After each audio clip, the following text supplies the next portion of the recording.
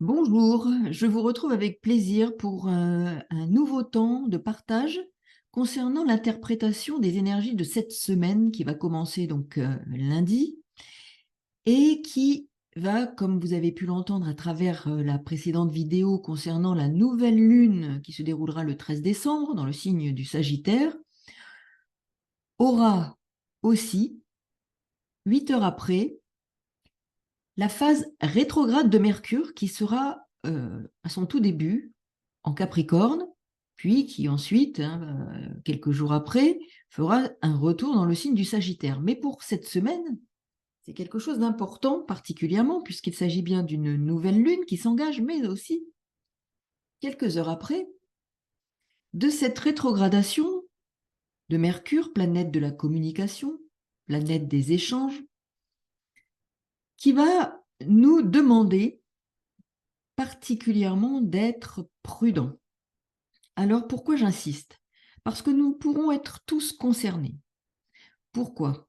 D'une part, nous avons ici Mercure, planète maîtresse, à la fois du signe des Gémeaux et du signe de la Vierge. Signe des Gémeaux qui fait face, comme vous le savez, au signe du Sagittaire. Donc l'axe de la communication, des échanges, de la pensée. Bien. Mais aussi, planète maîtresse, donc de la Vierge, où se trouve la Lune noire, qui se trouve au trigone de Mercure, au trigone de Jupiter, Jupiter au trigone de Mercure. Oui, ce sont des aspects qui sont plutôt harmonieux et qui sont en faveur d'une dynamique plutôt positive.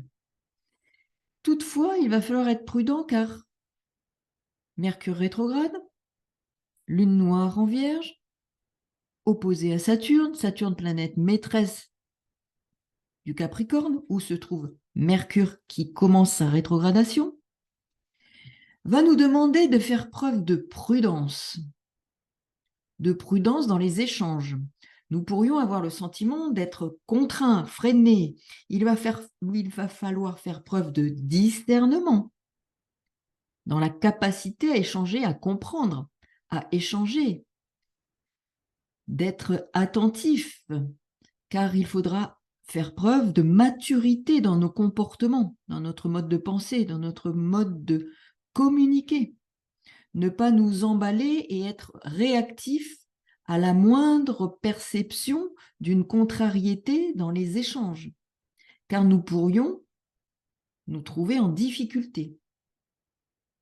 Soit parce que nous allons nous exprimer de façon peut-être trop rigide, parce que nous allons nous exprimer de façon excessivement nerveuse.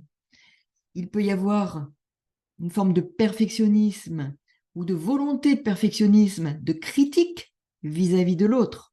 Perfectionnisme, critique, une forme de rigueur excessive qui peut nous pousser à des maladresses dans la communication.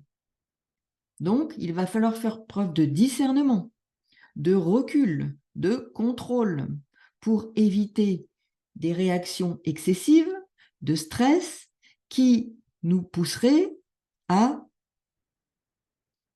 penser ou parler de façon inappropriée.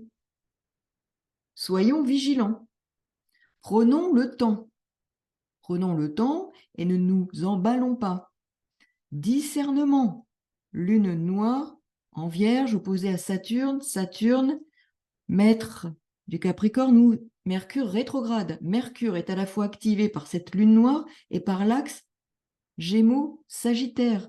Sagittaire où la nouvelle lune va débuter. Et là, nous avons lune réactive, Mars en Sagittaire réactif, sachant que la planète maîtresse du Sagittaire, Jupiter, se trouve là en apex.